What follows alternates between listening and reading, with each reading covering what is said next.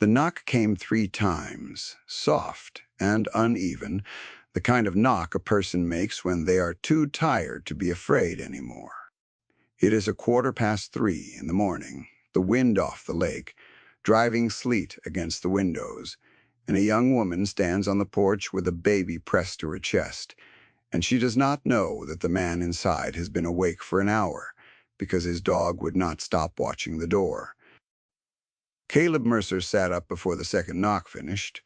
The lamp was off, the wood stove, down to coals, the cabin holding that deep cold that settles into a place after midnight in late February. He had not heard anything. That was the truth he kept returning to later. He had heard nothing at all, only felt the mattress shift as the German shepherd rose from the floor and crossed to the front door without a sound, and stood there with his ears forward and his whole body angled toward whatever waited outside. The dog name was Juno, 6 years old, broad through the chest, a working coat of black and tan gone slightly gray at the muzzle, and a way of holding still that most people mistook for calm. Caleb knew better. Juno was not calm.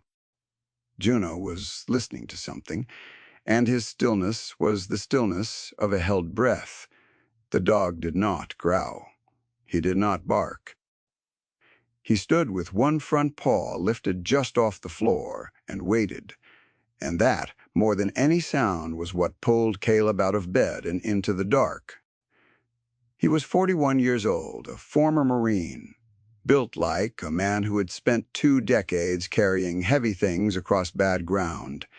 His hair was cut short and going silver at the temples. There was a thin scar along his right forearm from a vehicle accident in another country. And there were the eyes, gray and steady, the eyes of someone who had stopped expecting the night to be quiet a long time ago.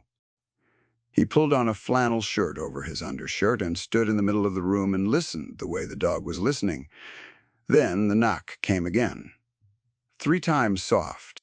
If this is the kind of story that stays with you after it ends, the kind that sits in your chest a while, take a moment to subscribe and stay until the last line.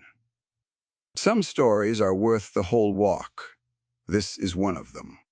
Caleb crossed to the door with Juno at his hip. He did not reach for the light. He had learned, in a life full of doors opened at bad hours, that light blinded the wrong person first. He put his hand on the cold metal of the latch, and he said, through the wood, "Who is it?" There was a silence. Then a voice, very young, very thin, said, "Please. I saw the light earlier. I didn't know where else to go." Caleb looked down at Juno. The dog's ears had not dropped, but the rigid line of his back had eased, and his tail moved once, low and slow. Whatever the dog had been reading in the dark, it was not a threat. It was something else. Caleb turned the latch and opened the door, and the wind came in first, and then the cold. And then he saw her. She could not have been more than 20. She wore a denim jacket that was useless against the weather, soaked through at the shoulders, and her dark hair was plastered to her face, and she was shivering so hard her teeth were knocking together. In her arms, wrapped in what looked like a man's wool coat, was a baby. The child was quiet. That was the first thing Caleb noticed, and the thing that frightened him most, because a baby, out in cold like this, should have been screaming, and this one was not. "Come in," he said. "Come in now." She came in. Juno stepped back to give her room, and then followed close, his nose lifting toward the bundle in her arms, and the young woman flinched away from the dog until Caleb said, "He won't touch you. He's just checking the baby." And the strange thing, the thing he would remember, was that the moment he said it, Juno sat down directly in front of her, facing her, the way he sat when he had decided a person needed guarding. Caleb got the lamp on and the stove door open and 3 fresh splits of birch onto the coals before he let himself look at her properly. She was younger than he had thought. Her lips had gone a color lips should not be. He brought a wool blanket from the back of the chair and put it around her shoulders, and he took the baby from her, gently, because her arms had begun to shake too badly to hold it, and he felt the weight of the child settle into the crook of his arm, and he felt how cold the small face was. And something old and trained inside him went very still and very awake. "How long were you out there?" he said. "I don't know," she said a while. The car stopped. There was no heat. "Where's the car?" "Down the road by the bridge." I walked. The bridge was almost 2 miles back. Caleb had walked that road in weather like this, and it was a long walk for a healthy man in boots. He looked at her thin canvas sneakers, soaked black, and he did not say anything about the 2 miles. He carried the baby to the stove and crouched and opened the wool coat enough to see the child's face. In the lamplight, a girl, maybe 4 months. Her breathing was shallow, but it was there, and when the warmth of the stove touched her, she made a small sound, a thin, complaining cry, and Caleb closed his eyes for 1 second at the sound of it, because a baby that cries is a baby that is still fighting. "What's her name?" he said. "Lily and yours." The young woman pulled the blanket tighter. "Rosa," she said. Then after a moment, as if the rest of it cost her something, "Rosa Delgado." Juno had not moved from his place in front of her. He sat with his back straight and his eyes on the door, and every so often he turned his head to look at the baby, and then back to the door, as if he had assigned himself 2 jobs and meant to do both. Caleb had seen the dog do this only a handful of times in 6 years, and every time it had meant the same thing. Trouble was not finished. Trouble had only paused. He warmed milk, because there was nothing else, and he tested it on his wrist the way he had seen done, and Rosa fed the baby with hands that would not stop trembling while Caleb built the fire higher and put coffee on for the adults. The cabin filled slowly with the smell of wood smoke and warm milk and wet wool steaming by the stove, and the small, ordinary smell of it seemed to ease something in the girl by degrees. He did not ask her the questions yet. He had learned that too. Frightened people tell you the truth in their own order, and if you rush them, they give you the version they think you want. So he waited, and he let the warmth do its work, and he watched the color come back into the baby's face by degrees, and only when Rosa had stopped shaking did he sit down across from her and say quietly, "All right, tell me what happened." What she told him came out slow and crooked, the way the truth does. She was from down in the valley, 3 hours south, a town Caleb half knew. She had a job at a diner there until 2 months ago. The baby's father was gone, had been gone since before Lily was born, and that was all she would say about him, and Caleb did not push. She had been living in a place run by a man named Garrett Voss. Caleb felt the name land. He did not know it, but he marked it, the way you mark a stone in the road you mean to come back to. "What kind of place?" he said. "A house," Rosa said, "for girls like me, mothers with no place." He called it a ministry. She said the word with a flatness that told Caleb more than a speech would have. "You got a room and meals, and he helped with the paperwork, the assistants, the checks from the state. He said he'd handle all of it so we could focus on the babies." And did he handle it? She looked at the stove. "The checks came to him," she said. "He said it was for the house, for our keep. We never saw them. And then he started saying we owed him for the rent we didn't pay, for the food, for the help with the paperwork.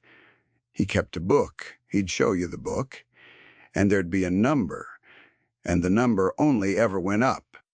2 of the girls tried to leave. He had their papers. their IDs, the baby's birth certificates, the cards for the assistants. He kept all of it in a safe in his office. And he said, if we left with nothing, no papers, no money. They'd take the babies because we couldn't prove anything. She looked up at Caleb, and her eyes were dry now, dried out past crying. He has Lily's birth certificate. He has my ID. I left with nothing. I just took her, and I ran. Caleb sat with that a while. Outside, the sleet had turned to snow, and the snow came down soft and steady past the window. And inside, the fire ticked, and Juno lay, now with his body curled in front of Rose's chair, his head up, still watching the door. Caleb looked at the dog, and he understood what the dog had understood an hour ago in the dark. The threat had a shape. It had a name. And it was not done. How did you find this road? He said. I didn't, she said. The car just died here. I saw your light through the trees. I thought, if I knock, and he's a bad man, at least it's warm for a minute before. She did not finish. She did not have to. Caleb stood and put another split on the fire. He was 41 years old, and he had spent a long time moving from place to place, never staying, never letting a town close around him, because staying was how you got things you could lose. He had come up to this lake 2 years ago to fix a dead man's cabin, his uncle's, and he had meant to sell it and move on, and somehow 2 years had passed, and he had not sold it, and he had not moved on, and he had told himself that was laziness. Sitting there in the lamplight, with a stranger's baby asleep in a wool coat by his stove, he understood for the first time that it was not laziness. He had just been waiting, the way the dog waited for the thing he was meant to be there for, to finally knock the road would be closed by morning. He told her so plainly. The county did not plow up this far until the main routes were clear, and with this snow, that meant a day, maybe 2. She was not going anywhere, and neither was the man in the valley. Not tonight. He made up the back room for her, the warm one over the stovepipe, and he carried the baby in himself, and set her in the middle of the bed, walled in with pillows. And Rosa stood in the doorway, watching him do it with an expression he could not read until he understood it was disbelief. She had forgotten, somewhere in the last 2 months, that a person could simply help her and want nothing. I can pay you back, she said. When I get my money, I'll pay you for the food in the room. There's no book here, Caleb said. Nobody owes anybody. Get some sleep. He slept in the front room, in the chair with Juno on the floor beside him, and twice in the night he woke to find the dog standing at the window, looking out at the road through the falling snow, and both times Caleb got up and looked too, and both times there was nothing there but snow. Still, the dog kept watching, and Caleb had learned across 6 years and 2 continents to trust what the dog watched. And so he did not fully sleep, and the gray morning found him tired and clear-eyed and certain of one thing. He was not going to drive this girl back down to the valley and drop her at a bus station and wish her luck. Whatever the man named Garrett Voss had built down there, it was built on the certainty that nobody would ever come stand between him and the women he kept. Caleb had spent his life being the thing that stood between. Morning came gray, and still the storm blown through, the world muffled under a foot of new snow. The lake was a flat white sheet past the trees. Caleb was up before light. By the time Rosa came out with the baby, he had eggs going and the truck warming, and a plan that was less a plan than a direction. He drove down to the bridge to look at her car. It was a small sedan, 15 years old, listing in the ditch, with its hood already capped in snow. The driver's door was unlocked, and the keys still hung in the ignition, And on the passenger seat, there was a diaper bag, half empty, and a single bottle, and a road map folded open to a county Rosa had passed through 2 days ago. Caleb sat in the cold cab and read the story the car told him. She had driven north because north was a way with no destination, until the gas and the engine gave out together at the same dark mile. He turned the key and the starter ground and caught on the third try and the dashboard lit, and the temperature needle never moved off cold no matter how long he let it run. One front tire was soft to the knuckle when he pressed it. He understood that this car had been dying for a long time, and Rosa had been driving it anyway, because it was the only thing she owned that the man in the valley had not put in his book. He left it where it was and drove back and did not tell her how close a thing it had been, the car dying here, of all the empty places it could have died, within sight of the one light burning on this road. He thought about that mile the rest of the morning, the way a man thinks about a round that misses by inches. There was no good reason her car had quit at his bridge. He had stopped believing in luck a long time ago, and he did not start believing in it now, but he sat with the size of the thing and it stayed with him. Over breakfast, he asked her the careful questions, the names of the other girls. How many? What Voss looked like? How he talked? Where the house sat? She answered all of it, and the more she answered, the clearer the shape became. And the clearer the shape became, the more Caleb recognized it. It was not a new thing in the world. He had seen versions of it in 3 countries and 2 states. A man finds people who have fallen through every floor there is, and he builds them a floor, and then he charges them rent on it, and he makes sure they can never prove the floor was his crime and not his kindness. The papers in the safe were the whole machine. Without them, the women were stuck. With them, anyone could see what had been done. "I'm not going to do anything that puts Lily at risk," Caleb said. "I want you to hear me say that. We do this slow and we do this right, or we don't do it. But I'm not driving you back to that, man, and I'm not letting it stand." Rosa looked at him over the baby's head. "Why?" she said. "You don't know me." Caleb thought about it honestly, because she deserved an honest answer. "Because my dog stood up in the dark last night before you ever knocked," he said. "And he doesn't do that for nothing." It was not the whole reason, and they both knew it, but it was a true reason, and Juno, lying by the stove, thumped his tail once against the floor as if to confirm it. The nearest town was called Hartley Bend. 20 minutes down the mountain, a main street of maybe a dozen buildings strung along a frozen creek. Caleb had been going down there for 2 years for hardware and feed, and not much else. And the people there knew him as the quiet man from the lake who paid cash and did not linger. He had never asked any of them for anything.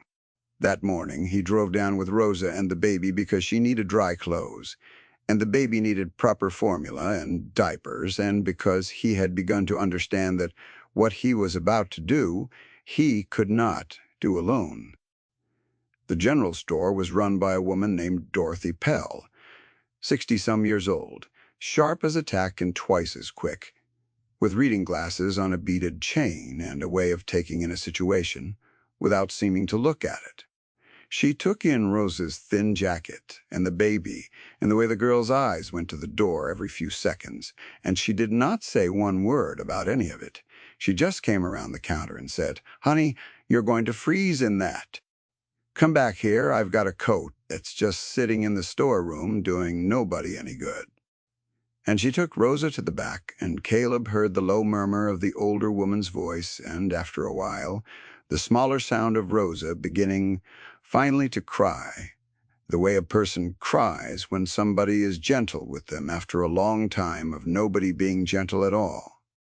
Caleb stood at the counter with Juno sitting against his leg and the baby in his arm, and the bell over the door rang, and a man came in stamping snow off his boots. He was about Caleb's age, lean, with a deputy's jacket and a face that had not yet decided what it thought of the morning. His name, Caleb would learn, was Reyes, and he was the only law in Hartley Bend that day, the rest of the county's small force being down at the valley seat. Reyes looked at the Marine holding a baby with a German shepherd at his side, and he stopped, and something in the set of his shoulders shifted from boredom to attention. "Morning," Reyes said. "Morning," Caleb said. Reyes looked at the baby. He looked at the dog. He had the look of a man adding things up. "That your dog?" he said. "Mine. He's a good one. I can tell from here."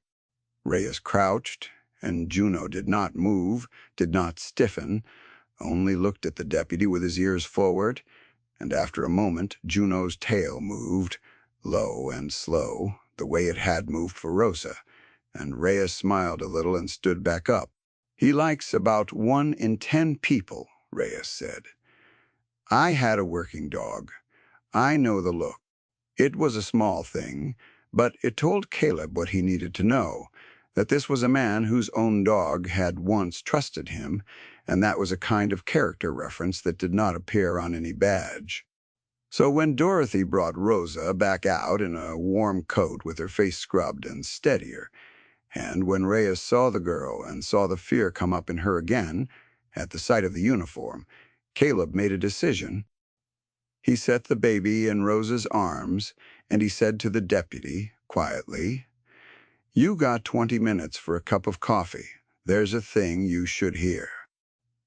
They sat in the back of Dorothy's store, the 4 of them and the dog, and Rosa told it again, and this time Caleb watched the deputy's face instead of the girl's, and he saw it change the way his own had changed in the night.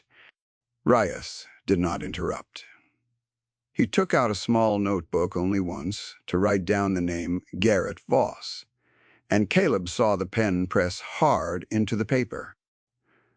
When Rosa got to the part about the safe and the papers and the book of numbers that only ever went up, Reyes set the pen down and rubbed his face with one hand, and he said, more to himself than to anyone, "We've had 2 calls out of that house in a year. Welfare checks. Both times he met us at the door, polite as church," said the girl had left on her own. "Both times there was no girl to talk to." He looked at Rosa. "There was a girl, wasn't there?" "There's 6 of us," Rosa said was. "I don't know now." The room was quiet. Outside the window the snow had started again, light, drifting. Juno had moved to lie across the doorway, his body a soft barrier between the small warm room and the rest of the world, and Dorothy refilled the coffee without being asked, and Caleb felt the thing he had been moving toward all morning finally settle into place. This was how it would be done. Not with his hands. With this. With a deputy who already half knew, and a storekeeper who would not look away, and a girl brave enough to say the number out loud. Reyes laid out the hard part plainly, because he was an honest man. A man like Voss did not survive a year of welfare checks by being careless. The house, the ministry, all of it was almost certainly papered legal. The women came to him by choice and signed things, and the assistance checks being signed over could be dressed up as donations to the ministry, and the book of debts could be called a ledger of charitable accounting, and a clever man with a clean smile could stand in a courtroom and explain every piece of it. To break it, you did not need Rosa's word. You needed the papers in the safe, the IDs, and the birth certificates Voss had no legal right to hold, because holding another person's identity documents to keep them from leaving was not charity. It was a chain, and a chain was a thing even a clean smile could not explain away. "He's not going to open that safe for us," Reyes said, "and I can't get a warrant on one girl's say-so against a registered ministry with a clean year of welfare checks behind it. I need more than you, Rosa. I'm sorry. I need the other 5. or I need something that proves what's in that safe." "They won't talk," Rosa said. "They're scared." He told them what he told me, that they'd lose the babies. "Then we give them a reason to be less scared," Caleb said. He did not say it loudly. He said it the way he said most things, flat and quiet. But Reyes looked at him, and Dorothy looked at him, and even Rosa looked at him, and Juno lifted his head from the doorway. Caleb had spent 2 years on a mountain, not asking anyone for anything, and he understood now that the reason a man like Voss could keep 6 frightened women in a house and lose 2 of them into the snow without anyone coming was that everyone the women might have run to was alone, the way Caleb had made himself alone. One frightened girl was a thing you could explain away.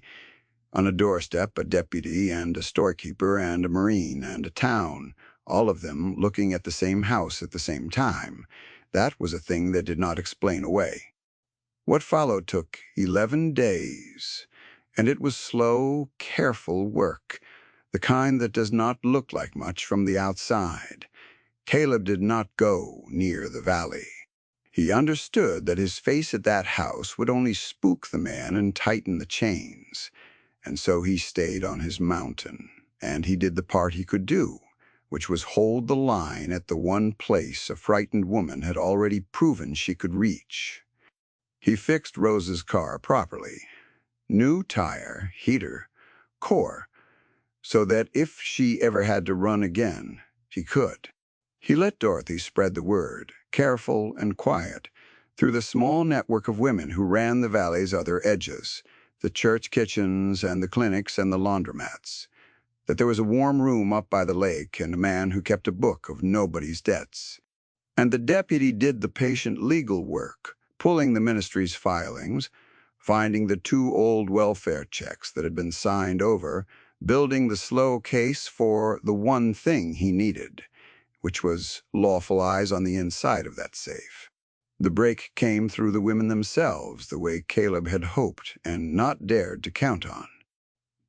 One of the 6, a girl named Priya, who had been in the house longest, had a sister in Hartley Bend, and the sister heard from Dorothy about the warm room by the lake, and the word went down the line the way water finds a crack. It did not happen fast. Fear does not let go fast, and then it happened. A second girl left the house in the 3rd week in daylight, with her child and a garbage bag of clothes, and she did not run into the snow alone this time, because Dorothy's network caught her at the bottom of the valley and drove her up the mountain, and Caleb met her at the door with the stove already warm and Juno already sitting. And the second girl walked into a room that already held Rosa and Lily, and she stood in the doorway and wept the same way. Rosa had wept at the sight of a kindness she had stopped believing in. Her name was Marisol. She had something. Rosa had not. She had been in Voss's office the day he took a new girl's papers, and she had seen the safe open, and she remembered the 4 numbers he turned because she had spent 2 years memorizing everything she was not supposed to know, and she had something else, folded small and carried for a year inside the lining of her coat. It was a photograph she had taken with a borrowed phone, before he took the phone, of the open book of debts. The ledger, 3 pages of names and numbers in Voss's own hand, with the women's names down the side and the numbers climbing beside them and at the top of the page in block letters. A word that no charity ever wrote, above a list of the people it served. The word was O.W., Reyes. Looked at that photograph for a long time.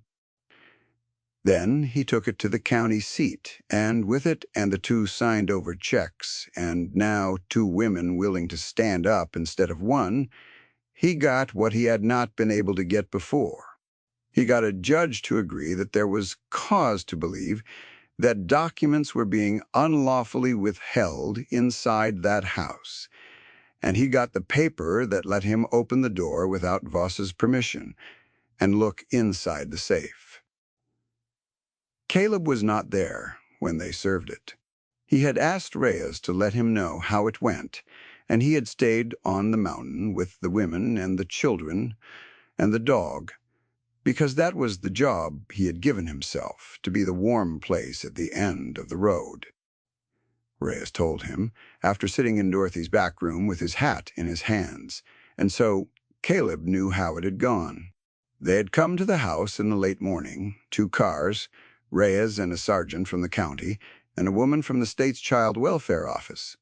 And Voss had met them at the door exactly as Rosa had said he would. Polite as church, a clean smile, a soft voice explaining that this was all a sad misunderstanding by some troubled girls. He had kept smiling right up until the moment Reyes held up the warrant and walked past him to the office. And he had stopped smiling when the safe came open and the IDs were there, 11 of them, and the birth certificates, and Lily's among them, and the book with OD'd written across the top in his own hand.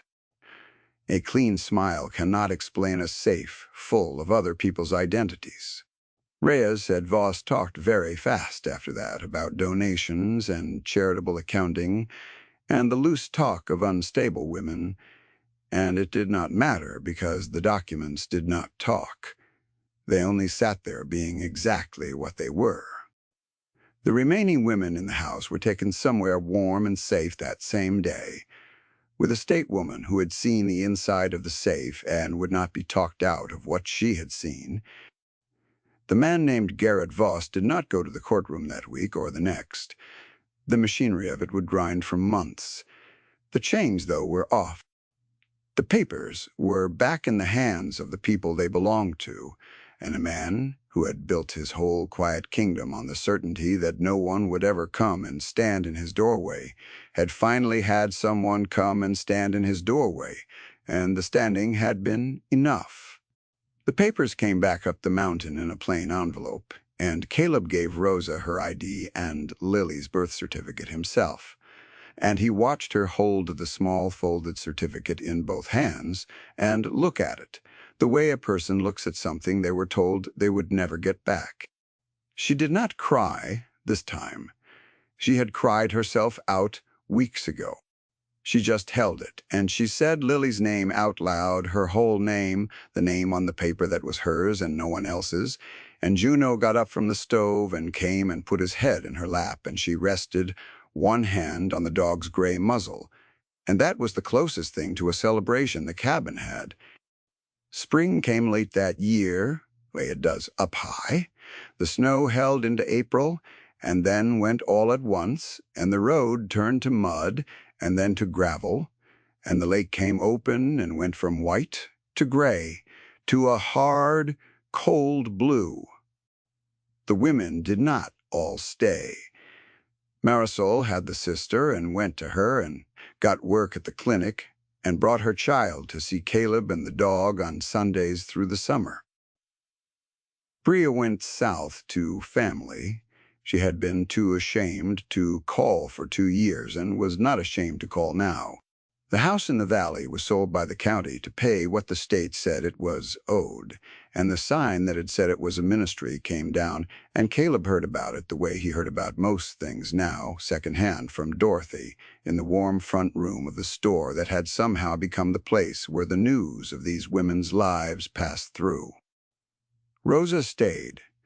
Not in the cabin, that would not have been right, and Caleb would not have allowed it, but in Hartley Bend, in a small apartment over the store that Dorothy had been keeping empty for no good reason, and now Rosa took the job at the diner on the main street, and she was good at it, and Lily learned to walk in the aisle of Dorothy's store holding on to the bottom shelf, and the first steps she took on her own, she took toward the dog, because Juno had become a fixture in town the way Caleb had, the 2 of them coming down the mountain on Saturday mornings.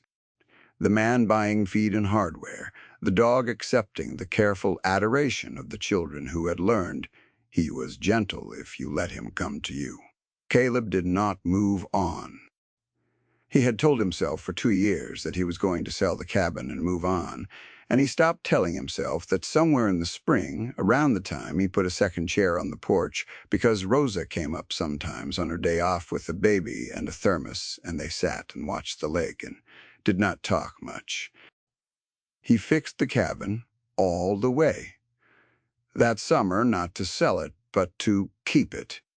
He built a proper porch and dug a real garden, and the work felt different than it had ever felt, because for the first time in his life, the work was not him passing through a place.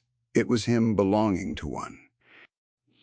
There is a particular kind of grief that comes from leaving people before they can leave you. And Caleb had carried that grief for so long he had stopped feeling the weight of it, the way you stop feeling a pack you have worn for 20 miles. He had left every place that ever started to feel like home, because home was a thing that could be taken, and he had decided long ago that he would rather give it up than have it taken. What he had not understood, until a girl knocked on his door at 3 in the morning with a baby that was too cold to cry, was that you do not protect yourself from loss by refusing to love the thing. You only make sure that when the loss comes, you face it alone. And the opposite was also true, and that was the thing he learned that year. When you let a place close around you, when you let the people in, then the night a stranger needs a warm room, there is one for her to find. The light he had left burning was not loneliness. It had been a porch light all along, left on for someone who had not yet come. On a warm evening in early autumn, more than a year after the knock, Caleb sat on the porch he had built with the dog at his feet, and the lake going gold in the last of the light. Rosa was up with Lily, who was walking now, really walking, chasing the dog in slow, unsteady circles around the yard, while Juno let himself be chased, slowing his old leg so the small girl could almost catch him. Dorothy had driven up with Pie, 2 of them, balanced on the seat beside her, and she set them on the porch rail and swatted Caleb's hand away when he reached too soon. Rias had come by off duty with a 6-pack and a quiet that did not need filling, and he sat on the step with one boot on the lower stair and watched the child chase the dog and did not say much, which was his way. Marisol and her boy were there, the boy old enough now to throw a stick for Juno, and patient enough to wait, while the old dog decided whether the throw was worth the trip. Priya had sent a card that Rosa had propped on the windowsill. The cabin Caleb had meant to sell was full of people, and the road he had meant to leave ran down the mountain to a town that knew his name, and the dog that had stood up in the dark before any of it began lay in the gold light, gray at the muzzle, whole and trusted and home. Lily caught the dog at last. She wrapped both arms around his neck and pressed her face into his fur, and Juno held still, the way he held still for the things he had decided to guard, and Caleb watched the child he had carried in out of the cold hold onto the dog that had sensed her coming. And he found that the pressure in his chest was not grief this time. It was the other thing, the thing grief had been standing in front of for 20 years. He did not have a word for it, so he did not reach for one. He just sat in the last of the light with the people who had come and stayed, and he let it be what it was. If you have ever lain awake in the dark, certain you were alone, certain the cold outside your door was the whole world, I want you to remember the light Caleb left burning without knowing why. You do not always know what you are keeping a light on, for sometimes the thing you cannot make yourself leave is the very thing someone else is praying to find. Sometimes the love you are afraid to let in is the room that saves a stranger's life. The good you do in the quiet, the door you open at the worst hour, the warmth you keep ready, for no reason you can name, it matters more than you will ever be told. Keep the light on. Someone is walking toward it through the snow right now. May God watch over you and the ones you love. May He keep a warm room ready for you at the end of every cold road. And may you find, when you finally stop running, that the place you could not leave was home all along,